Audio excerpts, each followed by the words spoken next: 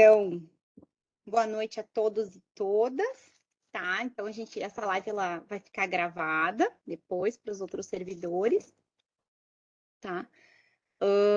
Então a gente vai dar início à nossa palestra Novembro Azul, que todos precisam saber, com o professor Nicolas Leal da Silva, né? Eu vou fazer uma breve apresentação dele, depois ele vai fazer uma fala, que pode ser no esquema de bate-papo, já que estamos em poucas pessoas aqui. E depois, quem tiver perguntas, pode colocar no chat, que depois a gente faz um bloco de perguntas. Eu coloquei a lista de presença no chat, eu não sei se foi. Enfim, eu vou reencaminhar para as outras pessoas que entraram para certificação depois. Aí depois também eu pego os teus dados, Nicolas, para a gente poder fazer um certificado, então. Tá bom? Vou Tá ótimo. recolocar, eu acho que foi no bate-papo, né? Deve ter ido. Aqui, boa noite. Estou vendo aqui. Tá. Então, vou recomeçar. Botei a lista, acho que está todo mundo vendo, né? Bom, então, já de antemão, já agradeço ao professor Nicolas, que é uma pessoa super ocupada, médico urologista, tanto com a casa, né, com o consultório, com os hospitais, com o FFS. Então, o professor Nicolas é graduado em Medicina pela Universidade Federal de Santa Maria, tem residência médica em cirurgia geral pelo Hospital de Clínicas de Passo Fundo agora, né? Residência médica em urologia no Hospital Nossa Senhora das Graças, em Curitiba. Tem especialização também em preceptoria de residência médica no SUS, no Hospital Sírio-Libanês, em São Paulo. E é professor de urologia, clínica cirúrgica da Universidade Federal da Fronteira Sul, do nosso campus Passo Fundo. Médico urologista do Serviço Avançado de Urologia, o SAU, aqui de Passo Fundo, também uma referência na área da urologia, e é preceptor em urologia do Programa de Residência Médica em Cirurgia Geral da UFFS e do Hospital de Clínicas de Passo Fundo. Então, eu passo a palavra, professor, para você. Olá, então, boa noite a todos. Ana, agradeço o convite. Sempre é bacana a gente poder manter o convívio, que a gente divide a nossa disciplina da clínica cirúrgica, sempre resolvendo as bombas, né? Então, legal aí, agradeço a lembrança e é sempre bacana poder trazer um pouquinho do que a gente se dedica para tentar aumentar o conhecimento de todos, né? E que nem a palestra, quando tu me pediu um título para essa palestra, na hora me veio, né? Assim, algo simples, né? Mas é o que todos precisam saber em relação ao Novembro Azul para desmistificar a situação do Novembro Azul e principalmente o câncer de próstata, né?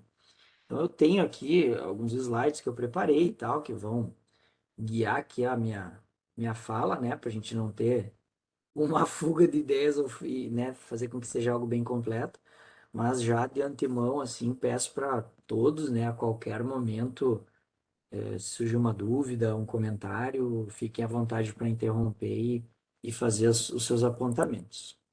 Bom, aqui tu já falou um pouquinho da minha formação. Então, basicamente, o urologista, então, é uma graduação, né, você tem que se graduar em medicina.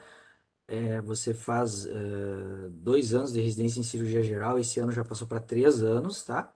E depois você faz, então, faz a prova lá do vestibular, passa para medicina, faz uma segunda prova para residência médica em cirurgia geral, e entre as subespecialidades da cirurgia geral, então, encontra-se a urologia, que são mais 3 anos de urologia. Basicamente, o urologista, então, atende tanto homens quanto mulheres, crianças, meninos, meninas, idosos, tanto masculinos e femininos, porque o urologista vai então tratar as patologias de todo o trato urinário, né? Desde que às vezes até dentro intraútero já existem patologias. Então o fetinho ainda nem nasceu e já pode ter alguma patologia que o urologista pode vir a ser necessário. E além das vias urinárias, tanto dos homens quanto das mulheres, também a parte genital masculina, né? Que é onde a gente vai acabar focando, que entre esses órgãos, então, eu destaco a próstata, né? Que é o principal motivo de consultas no consultório do urologista, né? Então, só para trazer aqui um pouquinho melhor a questão da anatomia, onde é que está a próstata, por que que ela causa os sintomas, enfim. Aqui nós temos um corte anatômico, né, sagital, onde a gente tem aqui seria uma pelve masculina, né? Então aqui a bexiga, aqui a sínfise púbica, ou seja, o osso ali mais ou menos que fica à altura do cinto, né, que a gente coloca para nossa calça não cair. Então atrás dessa topografia desse osso fica a próstata. Ela fica anterior, ou seja, na frente aqui do reto, né, onde passam as fezes, e a próstata é atravessada pela uretra, então, que é o conduto que vai conduzir a urina, que fica armazenada aqui na bexiga até o meio externo do homem, tá? Quando que é necessário, essa grande primeira questão, mas quando que eu tenho que começar a ir no urologista? Teoricamente, pela SBU, que é a Sociedade Brasileira de Urologia, e ela conversa muito em suas recomendações, em seus guidelines com a Associação Europeia de Urologia e com a Associação Americana de Urologia, que são as três principais sociedades de urologia no mundo. Então, a Sociedade Brasileira de Urologia é uma sociedade muito forte. A recomendação seria a partir dos 50 anos, ou antes, se houver histórico familiar de câncer de próstata. Então, teoricamente, o número mágico, cabalístico, aí seria 50 anos, a gente vai entender um pouquinho mais dos porquês, tá? E o porquê do toque, né? Será que só o exame de sangue não é o suficiente? Não. O exame de sangue é a principal ferramenta para fazer rastreio de câncer de próstata. Mais ou menos 2/3 dos diagnósticos de câncer de próstata, eles se baseiam no exame de sangue. Mas vejam que como a gente quer fazer um rastreio, ou seja, nós precisamos ser sensíveis no nosso rastreio, não só específicos, fica 1/3 de falha grande, né? E o complemento acontece através do toque. E vejam o porquê do toque, né? Porque 80 a 90% dos cânceres de próstata, eles se localizam aqui nessa face posterior, que fica em íntimo contato com o reto. Então, realizando o exame de toque, a gente consegue complementar o PSA, porque existem alguns tipos de cânceres que não alteram o PSA. Então, a gente fazendo o toque, percebendo um nódulo, já é um motivo de alerta, tá? Outra situação aqui, já analisando a anatomia, que depois vai ser comentado novamente, ó, a uretra, ela atravessa a próstata mais ou menos nessa topografia aqui, então na parte do meio da próstata. Então, para um câncer de próstata causar sintomas urinários, o câncer tem que crescer e crescer bastante. Vejam aqui, ó, que essa parte onde o câncer se desenvolve é longe da uretra. Então, por isso que a gente ressalta que o câncer de próstata ele não dá sintomas, não dá queixas urinárias nas suas fases iniciais. Então, não dá para ter a ideia que você só precisa ir ao urologista, mesmo a partir de 50 anos, só quando tem sintomas, porque boa parte das vezes isso já vai ser tarde. Assim como quando a gente começa a ter algum sintoma urinário, na grande maioria das vezes não é causado por câncer de próstata. Por isso que quando a gente fala em fazer uma consulta urológica, a gente não vai só avaliar câncer de próstata, a gente vai avaliar a saúde do homem como um todo.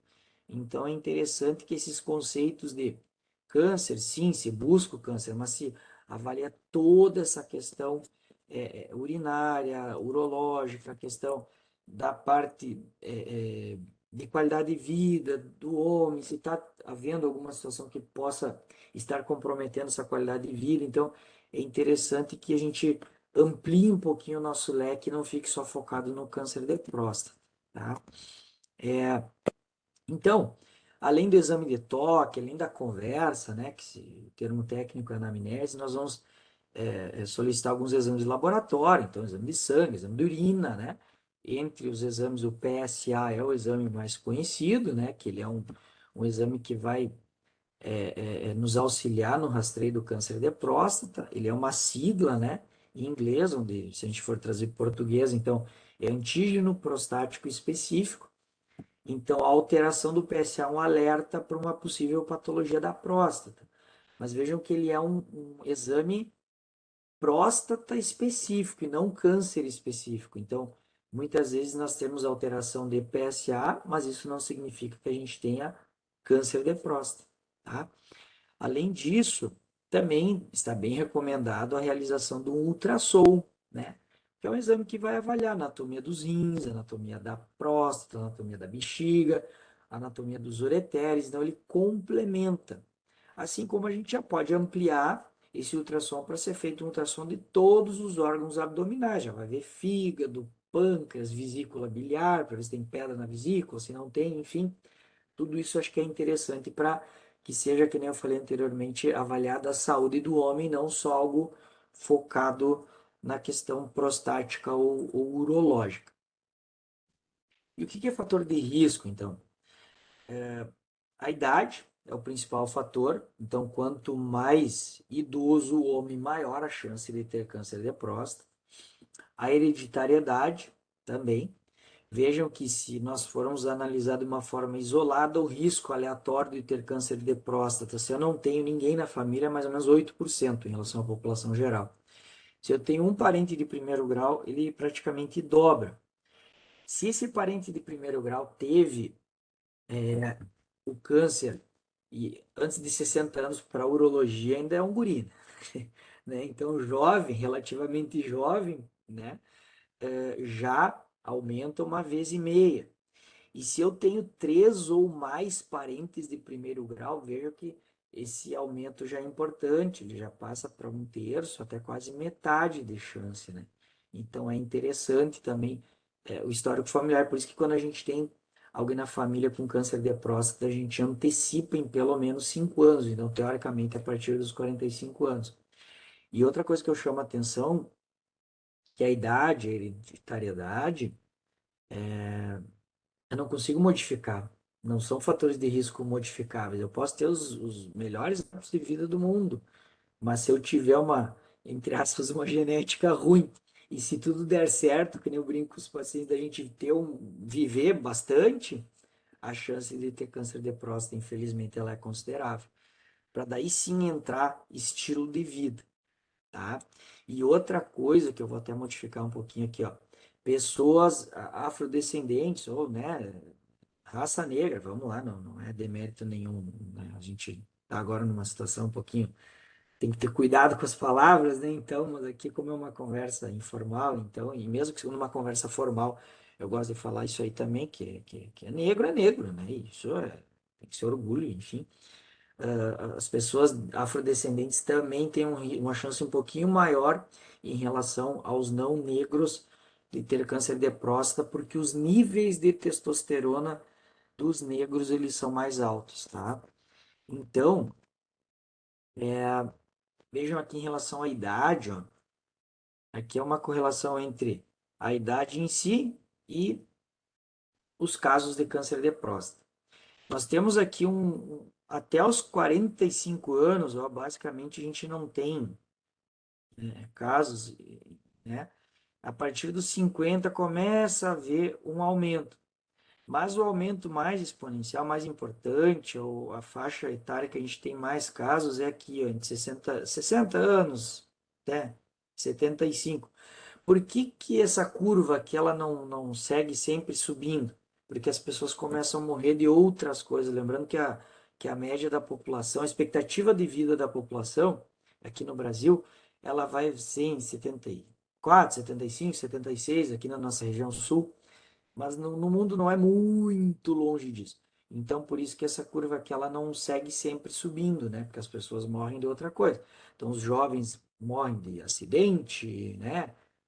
Carro, tiro, facada, enfim, mortes, né? Nesse sentido, tragédias, vamos dizer assim, infarto, AVC, outros tipos de cânceres que infelizmente se manifestam antes, né?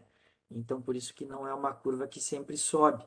Mas é importante nós percebermos que a partir dos 60 anos que começa a haver um aumento mais importante. Por isso que se pensa em quê? Em antecipar em pelo menos 10 anos para a gente já ter um acompanhamento. É claro que é estatístico, né? Vão ter casos em mais jovens, mas a ideia é, a partir de 50 anos, a gente ter essa, essa, esse início, né, essa primeira avaliação, e é importante que o homem entenda que, foi lá com 50 anos, não tem nada. Ele precisa voltar ano que vem. Não dá para ele pegar e, não tenho nada, nunca mais vou lá, né? Então, porque é interessante também esse acompanhamento, essa evolução, tá? Aqui, só para ilustrar aquela velha foto da família, né, que se fazia antigamente. Então, quando a gente tem um parente de primeiro grau, tem que ficar um pouquinho mais atento. E os hábitos de vida, eles é óbvio que vão interferir para a saúde do homem como um todo, né? Então, pessoas que fazem uma dieta com abuso de gordura, frituras, carboidratos, né? Bebida alcoólica, isso vai acabar acarretando uma circunferência abdominal aumentada, né? O sedentarismo também acaba levando, né, aquela velha e conhecida barriguinha do chope, isso é um fator de risco para câncer de próstata e para outras patologias. Chama atenção só para quem não sabe que fumar não é fator de risco para câncer de próstata, tá? É óbvio que nós não vamos fazer uma apologia ao fumo, pelo amor de Deus, tem todos os outros cânceres, né? O câncer de bexiga, ele está muito linkado com o fumo. 90% das pessoas que têm câncer de bexiga têm histórico de tabagismo. O câncer de rim também tem, o tabagismo é um fator de risco importante. Câncer de pênis também, então só para nós ilustrarmos os cânceres urológicos, então mais como uma curiosidade, tá? Fumar não vai ser fator de risco, mas a gente obviamente orienta para que ninguém fume, tá? Então, o rastreio para o câncer de próstata, ele é feito através dessa associação, então, o PSA e o toque retal, tá? Existe um aumento da taxa de detecção precoce e esse aumento precoce, ele chega, as taxas chegam a ser até quase 80% numa única consulta. Uma única consulta, trazendo o PSA, associando com o PSA, com o toque, a gente já consegue fazer o diagnóstico em até 80% das consultas. Então vejam que é um número significativo, mas mesmo assim a gente tem falha de um quinto. Por isso que é importante esse segmento, né? Porque aquela consulta, aquele exame de sangue, aquele toque, ele é a fotografia só daquele momento. E muitas vezes a gente sabe que de manhã amanhece com sol e de tarde chove, né? Então a gente tem que ter esse acompanhamento. Essa é a ideia que os homens entendam também.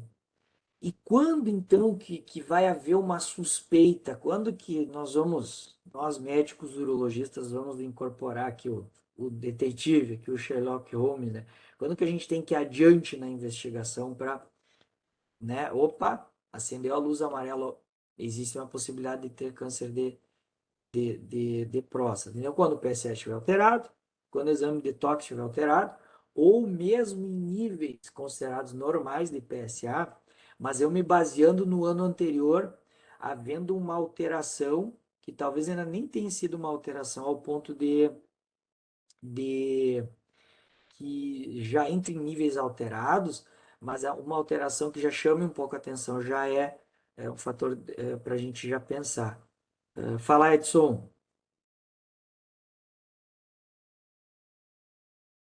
Acho que ele ergueu a mãozinha Tô no quarto. abrindo aqui, Fala. desculpa. Me chamou a atenção, antigamente eu fiz uma leitura, e aí, claro que com a idade, próximo aos 40, o cara vai começar a monitorar alguns níveis, né? E aí, uma das coisas que me chamou a atenção, quando tu fala dos níveis normais de PSA, numa das leituras, não sei se isso realmente é para todas as pessoas, mas, teoricamente, também o cara teria que monitorar antes, digamos, antes de chegar aos 50, para ter, digamos assim, uma referência pessoal, porque varia bastante de pessoa para pessoa, ou são valores bem representativos, tipo, homem, 50 anos, quase todos têm o mesmo nível. O cara tem que criar, tipo, uma linha de base, fazer um, dois exames antes dos 50, para daí o cara saber se tá aumentado ou diminuído. É pessoal mesmo esse índice ou é meio padrão, assim? Perfeito.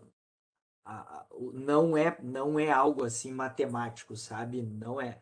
Tem pessoas que têm um nível de PSA lá embaixo, zero alguma coisa. E esse é o normal daquela pessoa. E tem pessoas que o seu normal é 4, 5, 6, que teoricamente já seria nível alterado.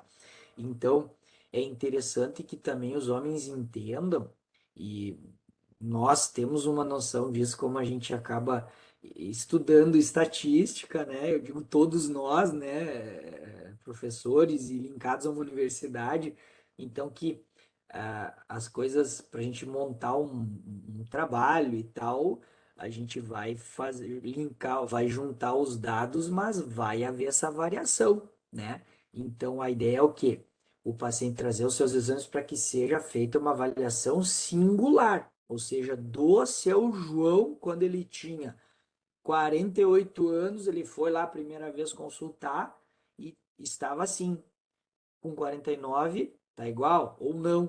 Então a gente tem que ter essa noção de que cada pessoa tem a sua particularidade, a sua normalidade, entre aspas. Então, a tua observação é bem importante, porque às vezes as pessoas pegam a referência do laboratório, e a referência até varia de laboratório para laboratório, né?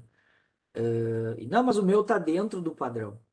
A gente, ó, mas o seu ano passado estava bem abaixo. Algo não está legal. Claro que a gente sabe aquele fenômeno do retorno à normalidade, então às vezes tem uma laboratorite, né? A gente repete às vezes o exame e teve essa alteração, a gente repete e volta pro normal, tá? Mas. Oi, pai. Oi, cara, tudo bem? Então, muitas vezes, a gente tem que ter essa noção de Oi, que, mamãe. olha lá o titio, titia. A gente tem que ter essa noção de que o normal de cada um é o normal e não o normal da população, né? Então, bem interessante a tua observação, Edson, e o teu raciocínio é correto. Oi, pai. Então, muitas vezes os homens vão antes dos 50 anos. Agora o papai vai falar com o tio aqui, tá? Bom? Então, tá bom. Então, muitas vezes os homens vão constar com 40 anos. Daí a gente conversa, ó, teoricamente não teria indicação de fazer rastreio. Por quê? Porque epidemiologicamente não tem indicação. Mas o cara foi lá, antigamente a gente falava, ele levantou o telefone, né, para ligar, mas enfim, buscou uma consulta. Então a gente já tem a obrigação de fazer uma primeira avaliação. Talvez não fazendo toque, mas já fazendo uma primeira avaliação. Sei se eu respondi aí, Edson, tua dúvida. Não, sim, bem isso, né? Porque é bem nessa idade aqui, eu digo além do tema da conversa inicial, você falou também na saúde como um geral, aí tem colonoscopia, endoscopia, né? Que às vezes o cara faz antes, daí já aproveita e faz um pacote aí pra dosar alguma coisa assim. Surgiu a ideia de fazer junto, velho. Desculpa. Obrigado. Sim, não, mas é isso aí mesmo. É isso aí mesmo. E não é, às vezes, assim, ó, não é incomum nós, urologistas, pedirmos esses outros exames, endoscopia, colonoscopia e tal. E a gente avalia, ó, tá tudo normal, tranquilo, mas ó, tem uma alteração aqui, tu vai ter que procurar um gastro, vai ter que procurar um coloprocto, ou fez um ultrassom, mostrou uma alteração no fígado, ó, vamos procurar um especialista, enfim, né? Mas às vezes até assim a dosagem de colesterol, triglicerídeos, bata bem alterado. Cara, vamos fazer o seguinte, ó, começa a fazer uma atividade física, né? Vamos regular a alimentação, daqui 3 meses tu repete, vai para um cardio, vai para um clínico, enfim, né? Acaba às vezes sendo urologista fazendo essa avaliação. Por isso que lá no início eu falei, é a avaliação da saúde do homem, e não só focado na questão da próstata. Bom, vou dar sequência aqui, qualquer coisa, então interrompe de novo aí, tá? Então, né, quando que a gente vai, como que a gente vai buscar assim mais dados em relação a essa possível suspeita de câncer de próstata, né? Então, volto a enfatizar, o câncer de próstata não dá sintomas nas suas fases iniciais, que é quando a gente quer quando a fase que a gente quer detectar o câncer. Nas fases mais avançadas a gente não tem muito o que fazer, né? Então, existe um outro exame que muitas vezes também pode ser lançado mão só para, né, ser citado, que é a ressonância da próstata, porque a gente sabe que a biópsia de próstata, que é o que faz o diagnóstico, eu vou comentar aqui na frente, ele também tem os seus falsos positivos, os falsos negativos. Então, para a gente não indicar, às vezes, esse exame, que ele é um pouco desconfortável de ser feito e tal, em alguns casos específicos pode ser lançado mão da ressonância.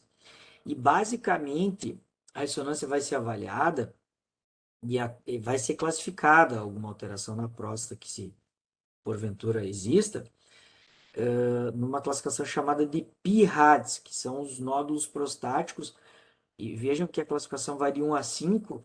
1 é o menos provável de ter câncer e ele vai subindo até uma probabilidade considerável. Então veja que, se, por exemplo, a gente tiver frente a uma próstata alterada na ressonância e foram PIRADS 4 ou 5, é uma chance considerável. Então, esse paciente vai precisar obrigatoriamente de uma biópsia, tá? Então, quem faz diagnóstico de câncer de próstata é biópsia, tá? Ela é feita através da obtenção de alguns fragmentos de próstata, geralmente ela é guiada por ultrassom, tá? Classicamente, a via de acesso à próstata é igual ao toque, então ela é feita via transanal, transretal, tá? Mas existem alguns serviços em alguns países que se tem por hábito fazer transperineal, ou seja, no homem, se a gente for pensar, na região que fica posterior à bolsa escrotal e anterior à borda do ânus, tá? Então são retirados alguns fragmentos, classicamente são 12 fragmentos, que se divide a próstata em seis quatro sextantes, na verdade, né? Então 6 partes, de cada parte se retira 2 fragmentos, tá? Então a biópsia ela não é feita para todo mundo, ela só é, né, indicada para quem tem alguma possível situação de câncer de próstata, tá? E quando, porventura, infelizmente, foi feito o diagnóstico de câncer de próstata, vamos apavorar, vamos sair correndo, meu Deus do céu e tal, calma, tá? Existem alguns dados estatísticos aqui que são interessantes que todos conheçam, tá? Então, como o câncer de próstata é o câncer mais comum entre os homens, se nós excetuarmos os cânceres de pele não melanoma, então vejam que é uma matemática meio cruel, que 1 a cada 6 homens vai ter a doença, tá? Infelizmente. 1 a cada 36 vai morrer dessa doença. Nós tivemos aqui, para 2017, 61 mil novos casos, tá? Os números mais atualizados agora se fala em 65 mil novos casos, tá? Mas vejam que 90% dos tumores, quando eles são diagnosticados precocemente, eles têm um potencial de cura muito grande, próximo a 100%.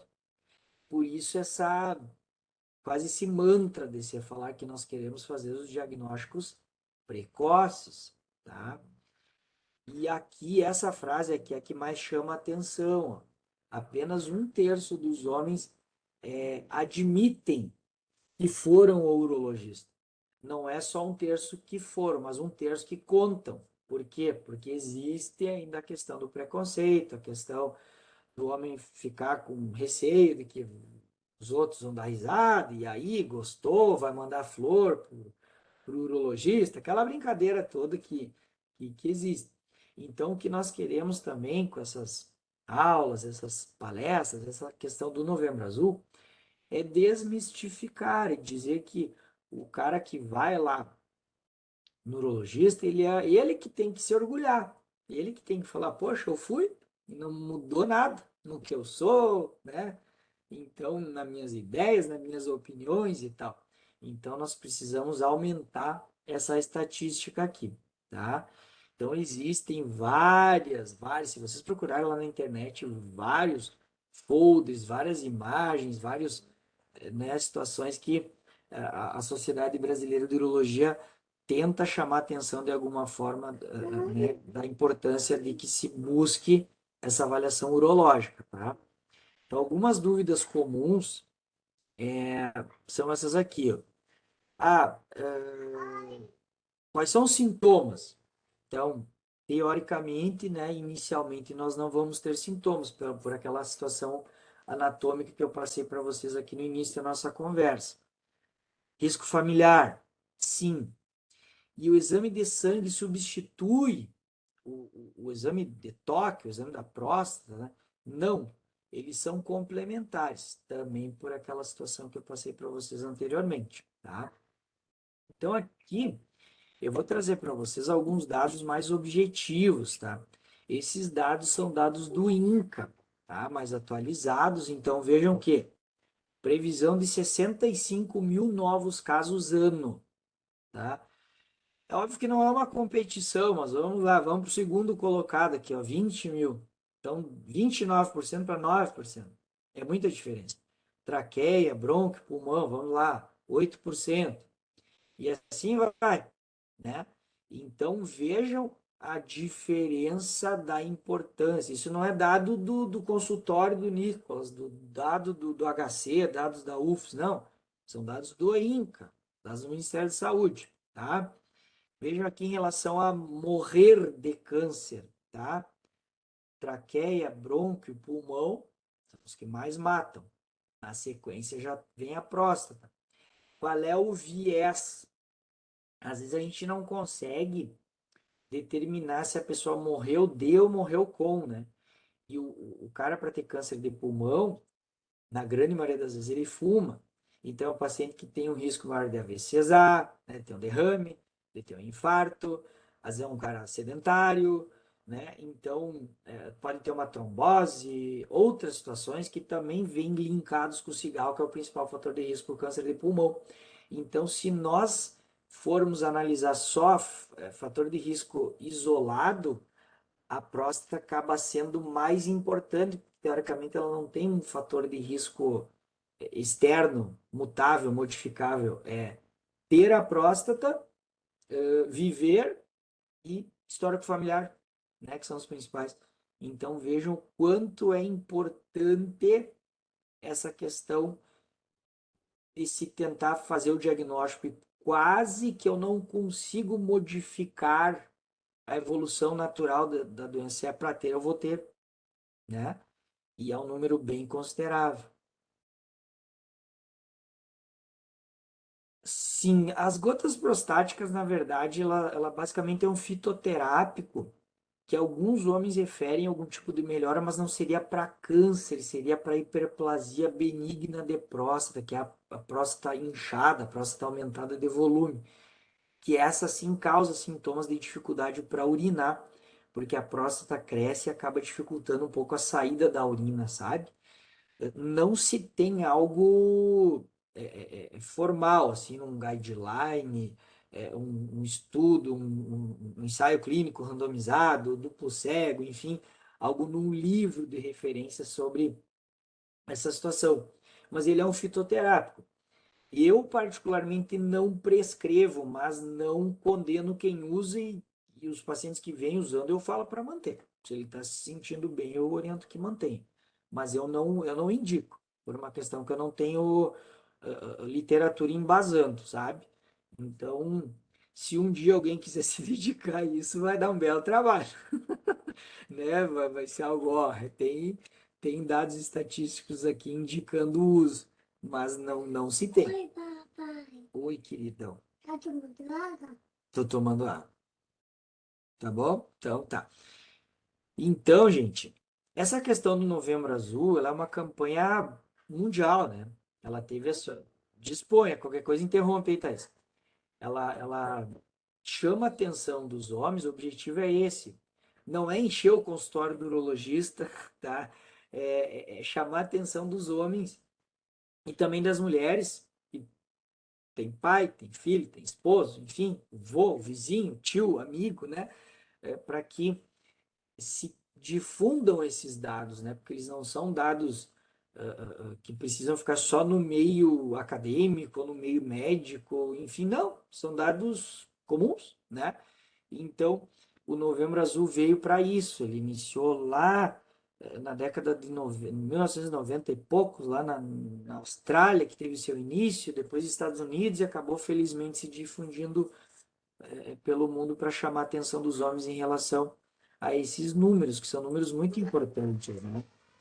Porque o que a gente não quer é isso aqui, né? Que o homem vá obrigado, enjaulado lá para ir fazer sua consulta urológica. Se for dessa maneira que ele vai ir, tudo bem, que seja, mas que ele vá, mas que a gente quer que ele vá de uma maneira espontânea, né? E que ele entenda o porquê das coisas, o porquê de fazer um exame de sangue, o porquê de fazer um ultrassom, o porquê de fazer um exame de toque da próstata e o porquê de precisar retornar com uma certa frequência, né? Então, quando nós estamos frente a um diagnóstico de câncer de próstata, existem algumas opções de tratamento.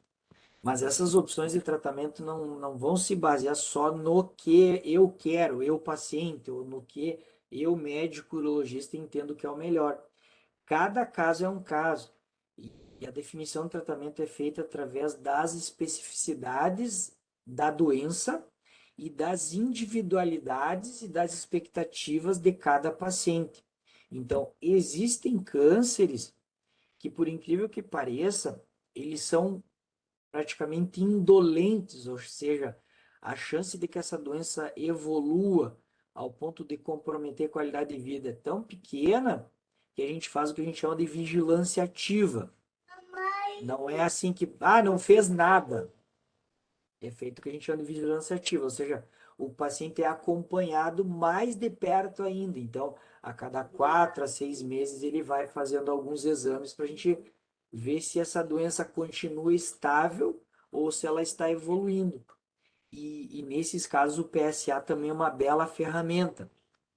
Então, o PSA nos ajuda no diagnóstico, nos ajuda no prognóstico, nos ajuda também a essa sequência, esse segmento dos pacientes que, num primeiro momento, não tem indicação de tratamento propriamente dito. Então, ele também é uma ferramenta para tratamento.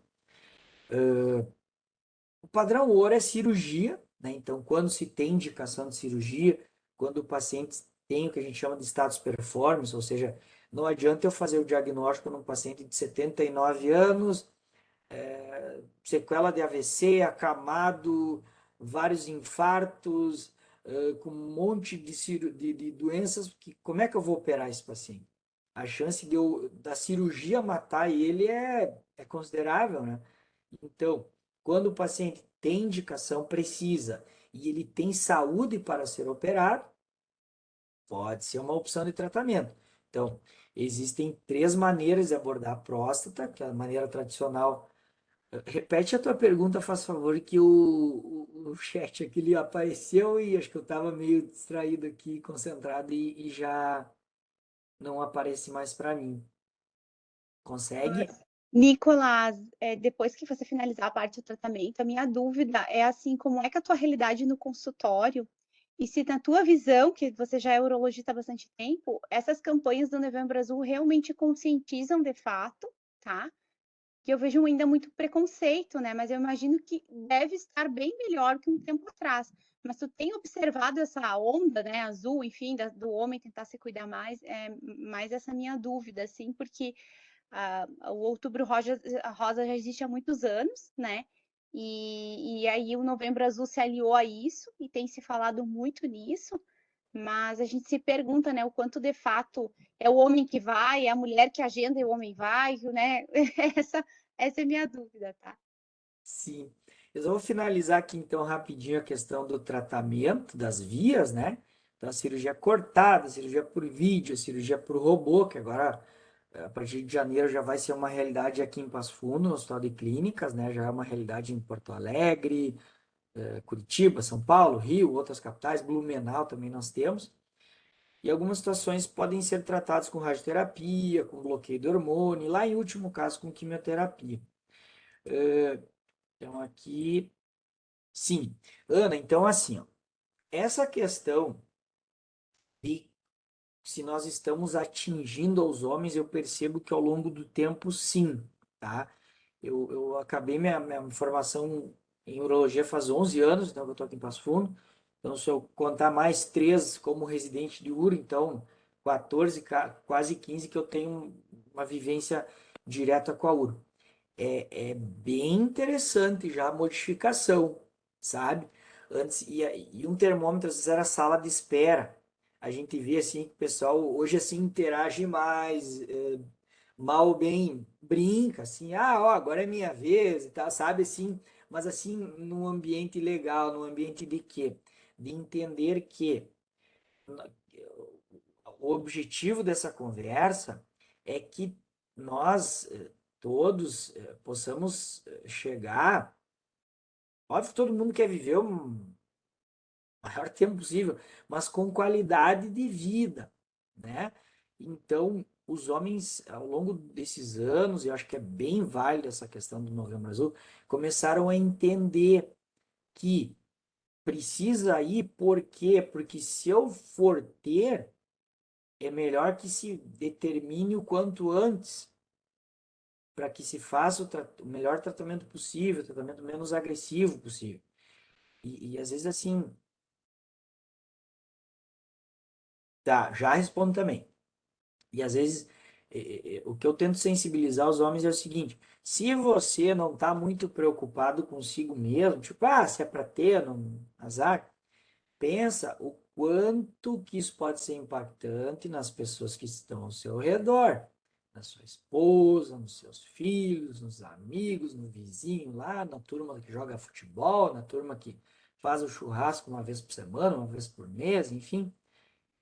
Vejam o quanto pode ser impactante se você, às vezes o paciente que está lá é o principal mantenedor do lar, como é que vai ficar isso aí?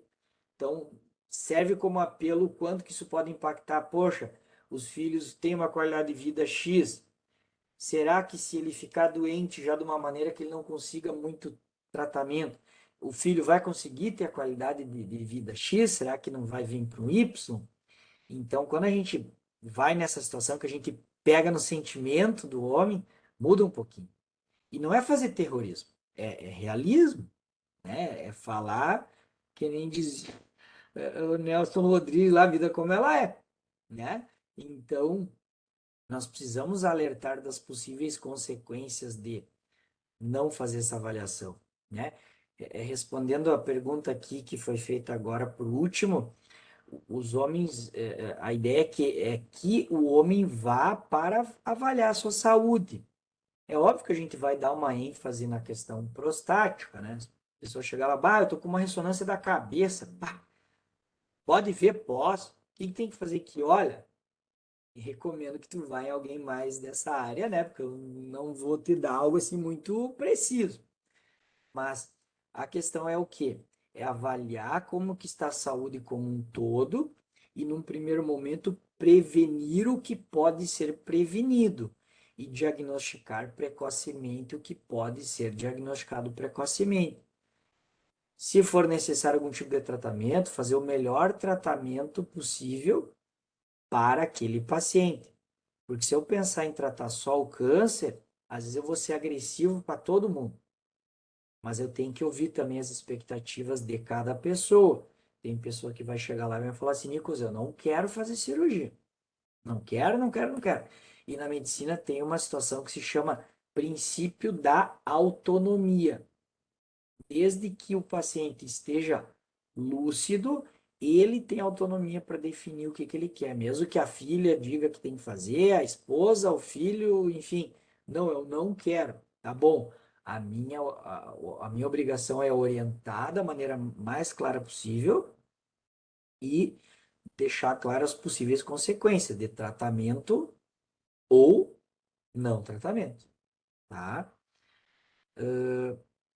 Ana, do que tu comentaste também, é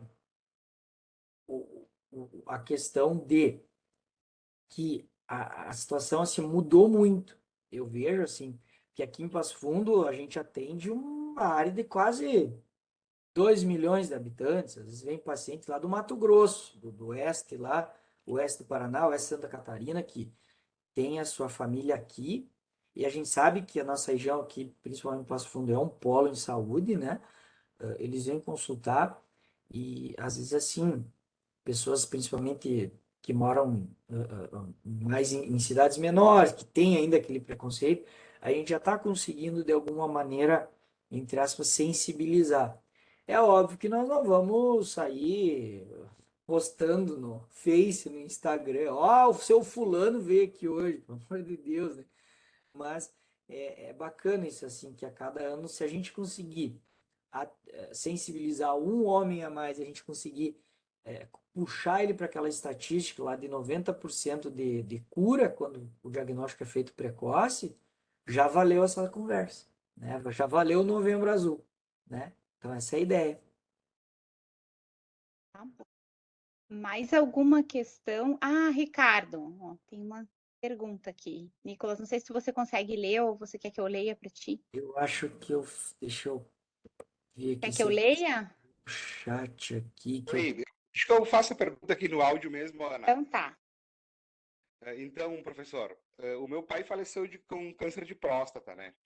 Ele descobriu a doença com 53 anos, né? E faleceu com 60 anos.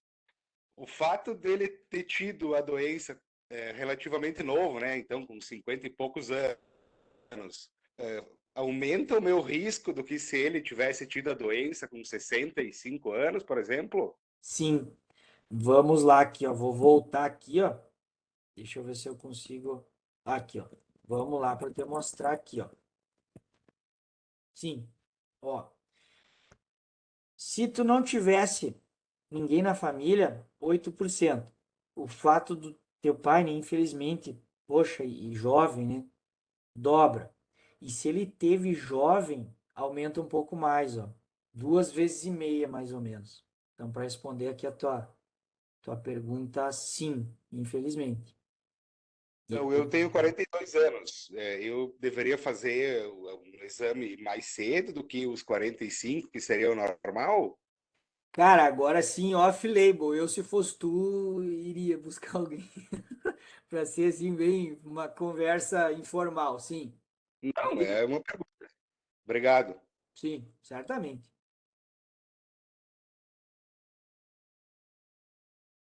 Mais alguma pergunta, pessoal? Uma dúvida? Nicolas, eu tenho mais uma dúvida. Eu vejo na academia o pessoal na Deep Web que usa testosterona, né? Claro, tem alguns que usam via indicação médica, mas tem vários que não que usam porque, né, enfim. E aí a minha pergunta ali, você falou que a raça negra tem mais chances por ter mais testosterona. Quem faz o uso abusivo da substância, da testosterona, enfim, tem mais chance também de desenvolver? Não sei se isso tem algum estudo, enfim, ou tem alguma associação. Quase isso, Ana. A testosterona, quando a gente faz, né, que não seria nem reposição, que a boa parte dessa turma nem tá com testosterona baixa, enfim, mas quando eu complemento o meu nível de testosterona, vamos usar esse termo, eu posso, não que seja um fator de risco para desenvolver, mas eu posso acelerar ou tornar mais precoce o câncer, porque uma das maneiras de tratar câncer de próstata é justamente fazer o bloqueio do hormônio, bloquear a testosterona. Então, se eu começar a fazer uso de testosterona para fins de não reposição do hormônio, e mesmo reposição do hormônio, eu posso antecipar. Sim, perfeito, é isso aí. A gente tem a tendência de tratar e não de prevenir. Mas eu posso então acelerar a manifestação, eu posso tornar mais precoce a manifestação ou a elevação do PSA, enfim, eu posso começar a botar gasolina no fogo para o câncer de próstata de alguma maneira se manifestar antes. Fora as outras consequências, né? Às vezes a gurizada de 20 anos, que nem filho tem, começa a usar. Isso pode depois ser fator de risco para dificuldade para ter filhos, né? Então, ou até ser causa de infertilidade mesmo, que vai haver uma atrofia do testículo, porque o testículo é a principal fonte de produção de testosterona. Pode haver uma situação de dificuldade de relacionamento, de disfunção erétil, enfim, né? Então, tem que ter muito cuidado. Pode haver situação de lesão hepática, até hepatite medicamentosa, evolução até para cirrose e tal. Então tem que ter cuidado, sabe? Se você está usando meio moda louco assim, a princípio é desaconselhado, né? Tem que ter um porquê de usar um hormônio, né? Então, mas para responder a tua pergunta, sim, pode antecipar a manifestação do câncer.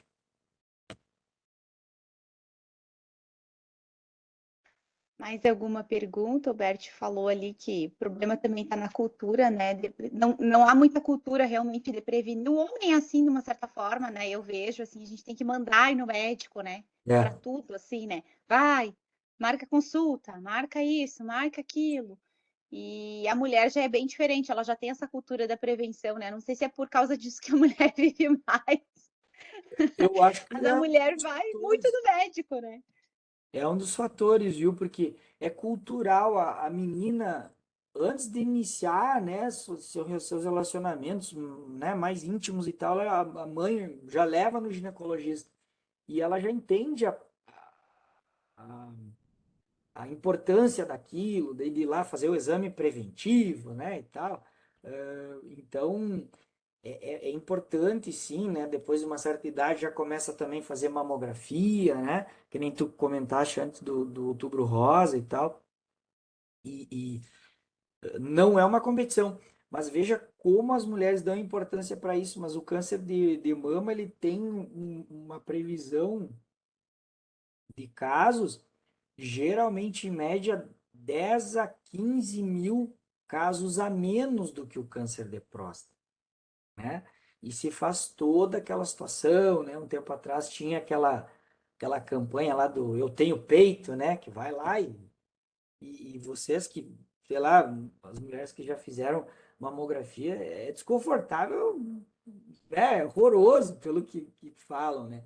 E o exame de próstata, o exame de toque dura 5 segundos, sabe? Então, também não é incomum. Ah, é só isso? Sabe? Eu achei que era pior. Não, poxa, não é nada demais. É para a gente avaliar a consistência da próstata, né? Então, tu não fica fazendo algo assim demorado, doloroso. É um pouco chato, talvez um pouco constrangedor, vamos lá, né? Qual é o melhor termo? Assim, existem vários possíveis adjetivos para a situação do momento, mas é o que a gente tenta tornar assim o mais sério possível, o mais tranquilo possível, né?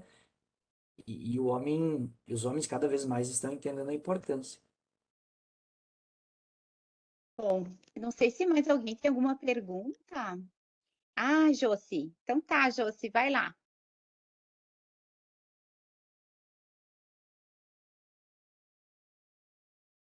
Oi, boa noite. Boa noite, doutor Nicolas. Obrigada, né, por essa excelente explanação. A gente vê essa campanha tão importante para justamente desmistificar toda essa conversa, né, para justamente evitar os casos mais graves.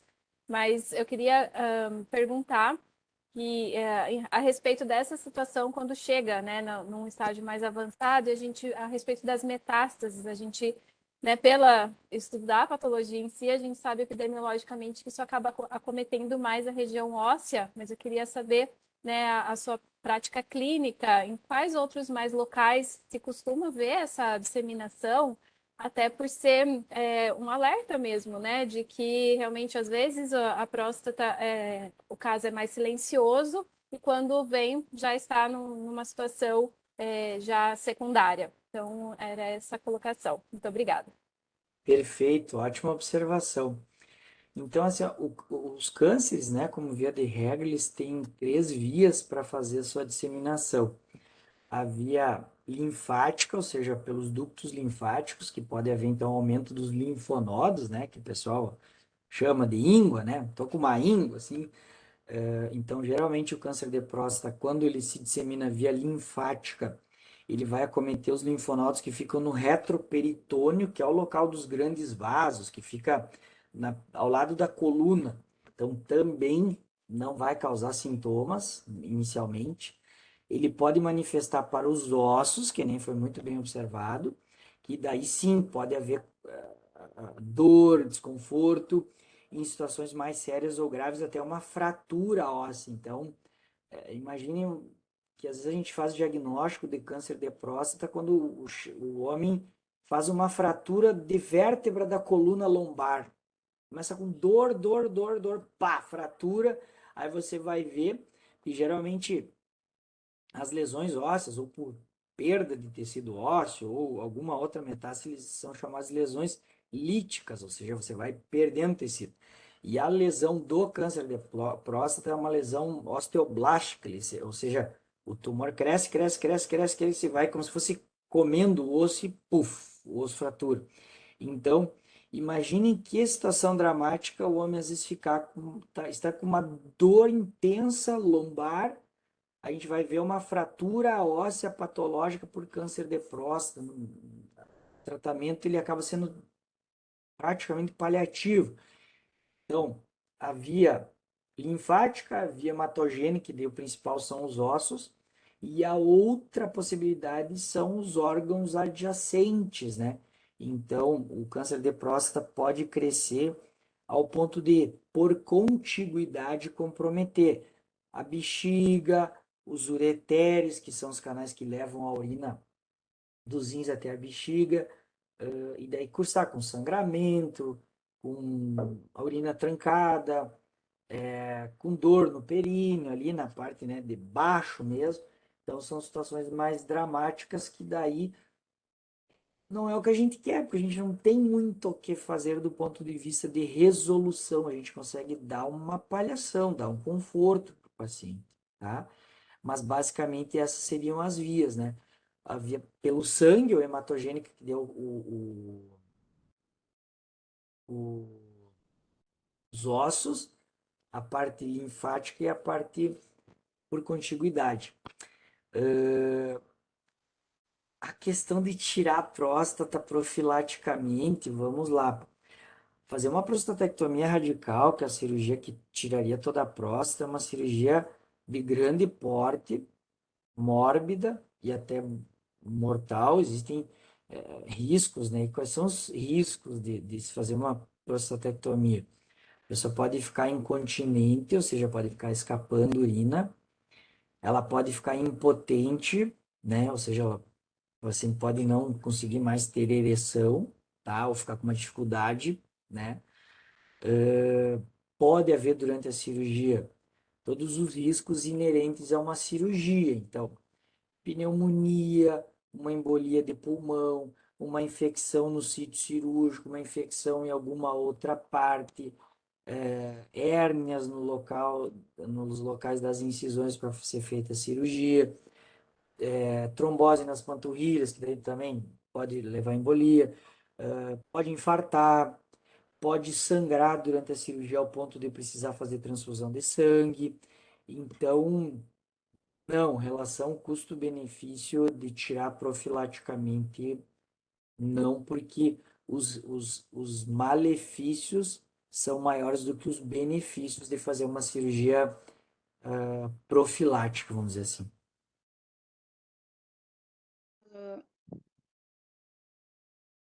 Tem mais uma pergunta da Thaís aqui.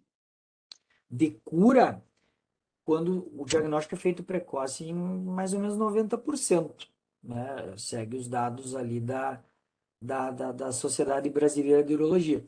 Então, fazendo o tratamento, mesmo assim, vejo que a gente também mantém um acompanhamento. E caso aconteça um sinal de recidiva do câncer, que pode, a gente faz um tratamento combinado com as equipes da oncologia, então, radioterapia, o bloqueio do hormônio, mas a gente detecta muito precocemente, então, a chance de se viver bem, morrer de outra patologia é altíssimo, quando o diagnóstico é feito da maneira precoce.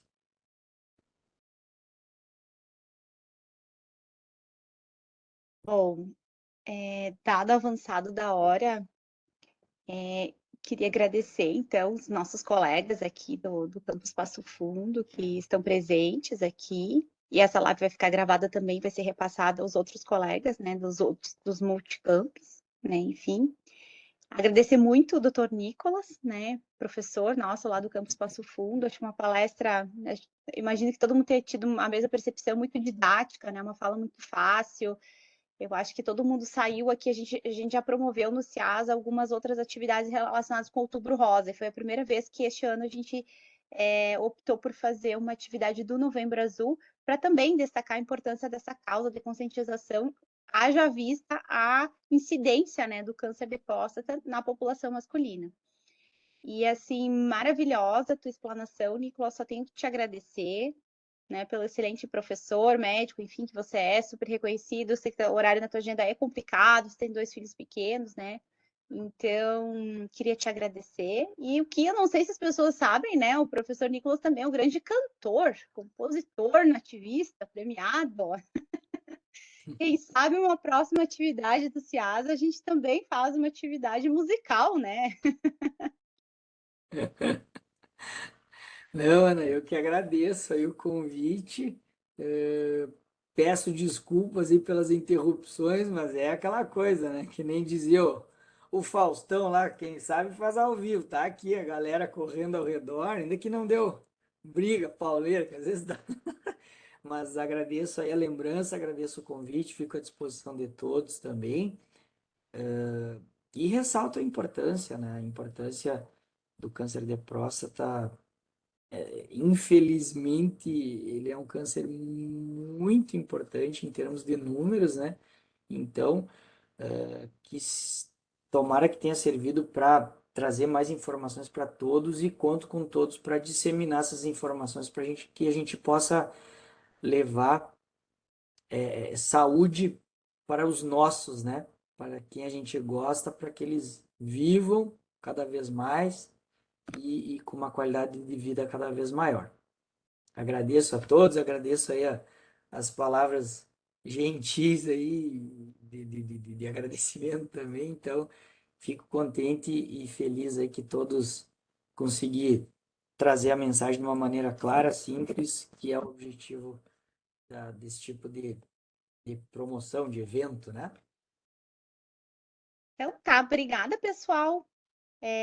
Então, boa noite. A gente vai dar encerramento aí à palestra, tá bom? Boa noite. Obrigada. Tchau.